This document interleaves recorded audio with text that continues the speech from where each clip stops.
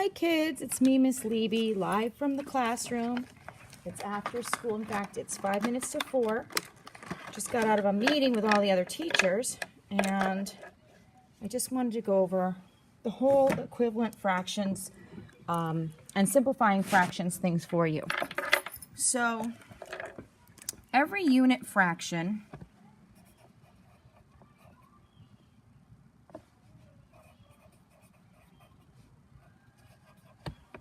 is a fraction with a 1 as the numerator. So 1/4, 1/3, 1/2, 1/10, etc. They all have equivalent fractions, fractions that are the same. So for example, we could have 1/10, 2/20, 3/30, 4/40, and so on. And they're all equivalent. Okay? With 1/4, like we did today, we have 1/4, 2/8, 3/12, 4/16, and they're all equivalent. So basically, fractions can have many values. Just like if this was a person, I like to make this analogy. Here's our fraction girl, and her value is 1/4. But she can wear a shirt and pants, like a jumpsuit, I guess you'd say. And that jumpsuit might be worth 2/8. Or she can change her clothes into this fancy dress.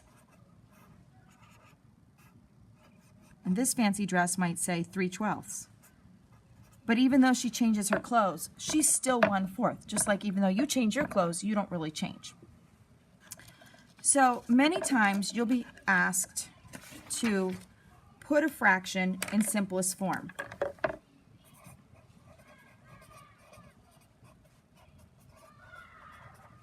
And all that means is they're asking you to go down and to reduce that fraction until the numerator and denominator only have 1 as a common factor. Okay, so let's look at that. Let's say we have 4/16. We know this isn't a unit fraction, and we know this isn't simplest form because these two have factors in common, and I'll show you what I mean by that. We can make 4 by 1 times 4. We can make 16 by 1 times 16. We can make 2 times 2 for 4 and 2 times 8 for 16. And there's also 4 times 4. So these are all the factors for 4 and for 6. Now they have some factors in common. They have 1 in common. They have 2 in common. They have 4 in common. Okay? There's a 16 here and an 8 here, but it's not on this side. So the ones they have in common are 1, 2, and 4. Now the greatest common factor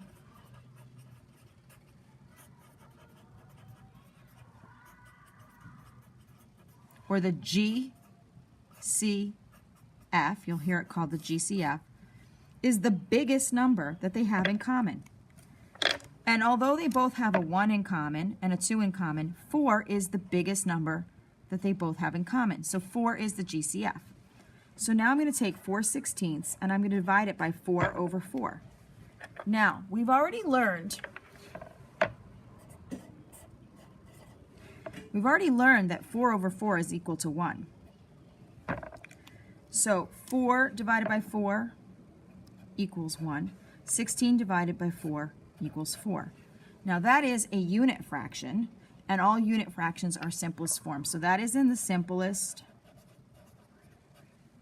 form. Let's try another one. Let's say we had 15 over 25. Okay.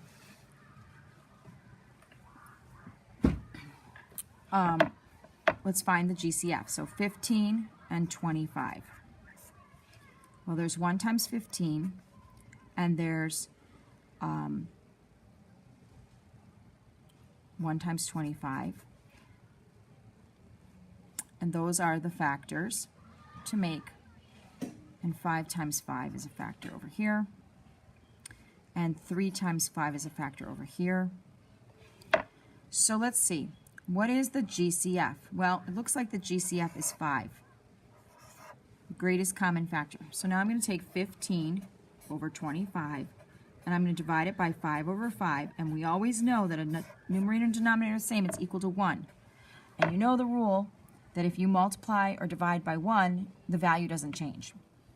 So 15 divided by 5 is 3.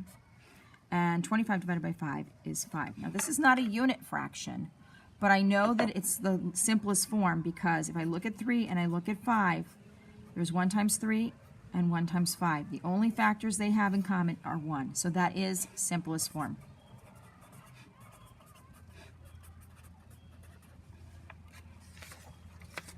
Let's do another one.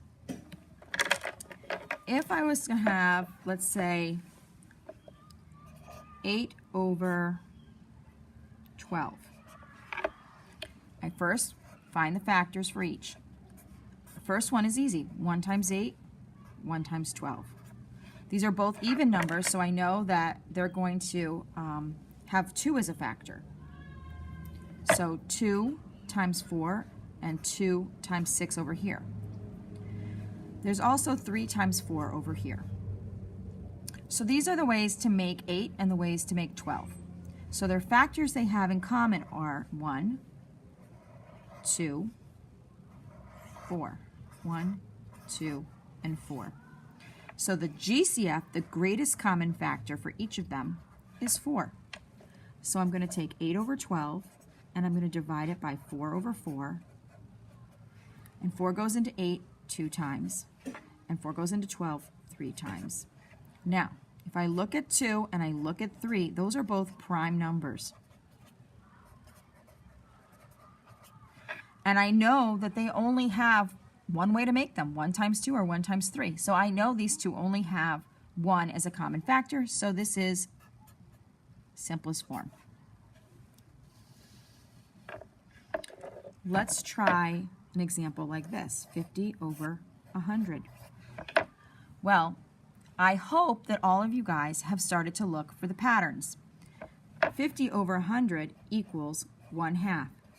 1/2 is simplest form because 1 is neither prime nor composite and 2 is a prime. So that's simplest form. Now today, and many days, we looked at some of the patterns. We've talked about half a lot. So 1/2 equals 2/4 equals 3/6 equals 4/8 equals 5/10 equals 6/12, and so on and so on and so on forever. But you could also go 15/30 is a common one you might see. 25 over 50 is a common one you might see. 50 out of 100 is a common one you might see. Anytime you see these combinations that equal 1/2, the simplest form is simply 1/2. And that's why we do a lot of work with discovering patterns and studying patterns, because when you see patterns in math, it's kind of like a shortcut. To close, I'm going to go over simplest form one more time.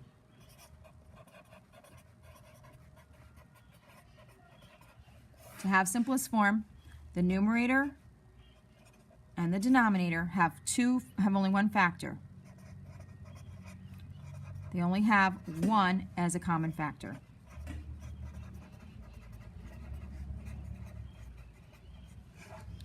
Let's say I have 8 over 20. Okay, so I'm going to look at 8 and I'm going to look at 20 and I'm going to find the factors. 1 times 8, 2 times 4. 1 times 20, 2 times 10, 4 times 5. Those are the factors. So what's the biggest factor they have in common? Well, they have 1, 2, and 4 in common. 1, 2, and 4. And the biggest factor they have in common is 4. So I'm going to take 8 over 20, and I'm going to divide it by 4 over 4, reminding myself always that 4 over 4 is equal to 1, and when I divide or multiply by 1, I may change the close of the fraction, but I'm actually not changing the value.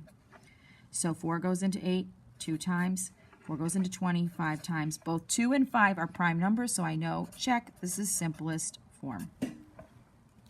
Hope that you have no problems with tonight's homework and that this video has been a good review for you. Have a great night. I'll see you tomorrow.